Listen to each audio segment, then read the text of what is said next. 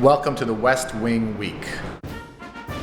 Welcome to the West Wing Week, your guide to everything that's happening at 1600 Pennsylvania Avenue. This week, the president spoke at the annual NALEO conference in Orlando, Florida, hosted the Congressional Picnic, and addressed the nation on the Supreme Court's decision on the Affordable Care Act, while his administration announced grants for cities hiring veterans as police officers and spoke with students about college affordability. That's June 22nd to June 28th, or the right thing to do. That was the right thing to do.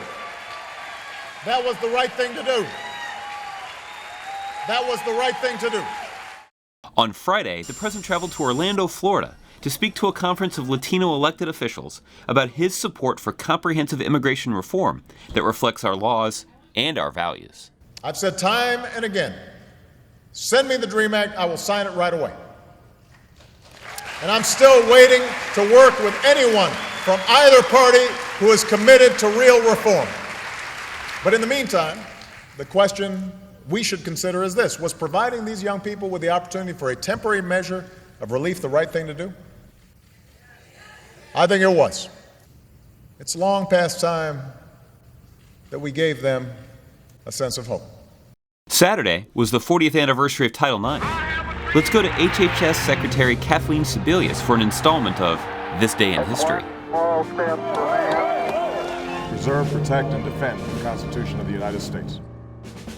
June 23rd, 1972 is an important day in the history of this country. Women hadn't been directly talked about in the Civil Rights Act. I think they were contemplated as part of the level playing field, but in the 1972 legislation that became Title IX, there was really an opportunity to put forward a statement about women having an equal opportunity to have access to educational opportunities, certainly in the athletic field, but also in scholarships for schools and opportunities to go on to higher education. We know that opening the doors for women to be in science and technology and engineering are hugely important, not just for the advancement of those women and their families, but for this country, to lift up over half of our population and make sure that we are fully productive and fully prosperous in the future means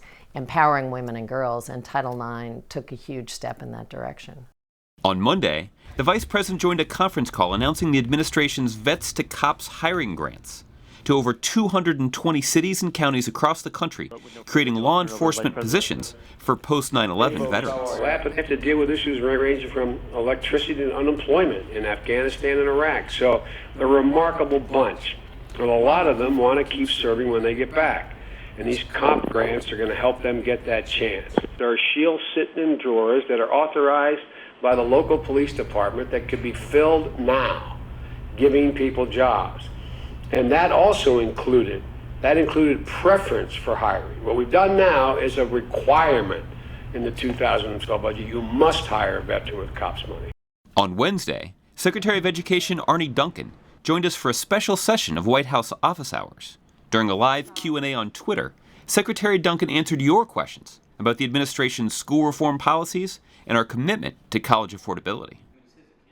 Your voice is critically important, and again, thanks for the advocacy and thanks for the great questions. We have so many folks back at the Department of Education working really, really hard to make a difference. One of my favorites is my assistant, Maribel Duran. Here's a little bit about Maribel. My dad only went to school as far as the second grade, but after school, he would sit there with us, tackling those long division problems. He would figure it out himself, and that's something that rings true with my work ethic. We're trying to help and partner with states and with local school districts to make sure that they have the necessary tools to graduate more students so that we're once again at the top compared to other nations. We're working really, really hard in trying to make that a goal for not only us as an administration, but for every governor, every principal, every teacher, that we're all on the same page in terms of producing a lot more students that go to school. I could never imagine not having the opportunity that we had to go to high school, to go to college. So I make that a point in my life as a parent.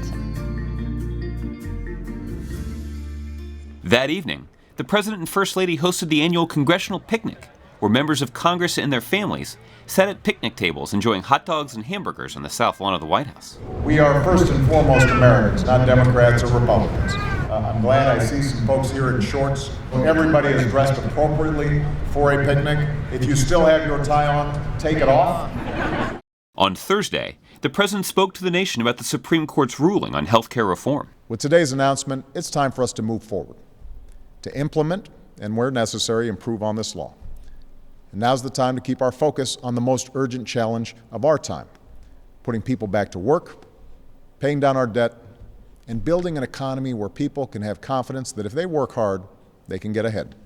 But today, I'm as confident as ever that when we look back 5 years from now, or 10 years from now, or 20 years from now, we'll be better off because we had the courage to pass this law and keep moving forward. Thank you. God bless you, and God bless America.